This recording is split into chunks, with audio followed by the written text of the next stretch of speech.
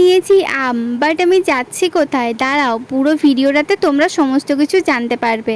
এই আমগুলো দেখো, এই মাত্র গাছ থেকে পড়েছিল, আর এই আমগুলো আমি ঝুড়ির মধ্যে নিয়ে নিয়েছিলাম। আম আমি খাই বা না খাই, বাট আমার আম কুড়োতে কিন্তু বেশ ভালো লাগে। তো এখন আমি রেডি হয়ে করে যাচ্ছি আমার দিদার বাড়িতে দিদাকে আম দিতে। আগে যখন গাছ থেকে আম পড়েছিল তখন দিদাকে দিয়ে এসেছিলাম, বাট আজকে যাচ্ছি দিদাকে আম দিতে। কালকে আমি গিয়েছিলাম, বাট দিদা বাড়িতে ছিল না, সেজন্য আজকে আবার রেডি হয়ে করে যাচ্ছি। আমার বাড়ি থেকে দিদার বাড়ি খুব একটা দূরে নয়, সামনেই, সেজন্য আমি দেখো বাড়িতে ড্রেসটা পরেছিলাম, এটা পরে করেই আমি যাচ্ছি।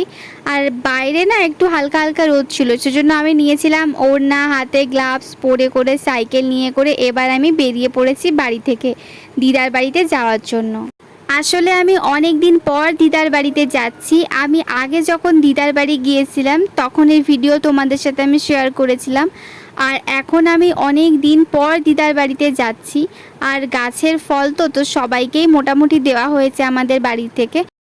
তোমাদেরকে বলে রাখি, আমাদের বাড়িতে কিন্তু দুটো আম গাছ আছে, আর আম গাছ দুটো কিন্তু একসাথে হয়েছে, মানে বলে না যে জোড়া আম গাছ, এইরকম একটা আম গাছ আমাদের বাড়িতে আছে।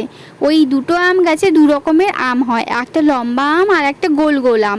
এই লম্বা আমটা খেতে কিন্তু বেশ সুন্দর, যেগুলো আমি নিয়ে করে এখন দিদার বাড়িতে যাচ্ছি। আর জানো তো, আমাদের বাড়িতে এই আম গাছ থেকে কিন্তু আমরা সবাইকে আম দিয়েছি, আমাদের পাড়ার সবাইকে, আমাদের যারা রিলেটিভ আছে তাদেরকে। আসলে আমরা একা কত খাবো এত আম, তাই সবাইকে আমরা এই গাছের আম দিয়েছি। আর সব থেকে বড় কথা, এই বছর আমাদের গাছে প্রচুর আম হয়েছে, মানে বলে বোঝাতে পারবো না, পুরো গাছ ভর্তি আম হয়েছে। সেই জন্য আম নিয়ে করে এখন যাচ্ছি দিদার বাড়িতে। আর দেখো ফাইনালি পৌঁছে গেছি দিদার বাড়িতে। দেখা হচ্ছে নেক্সট ভিডিওতে।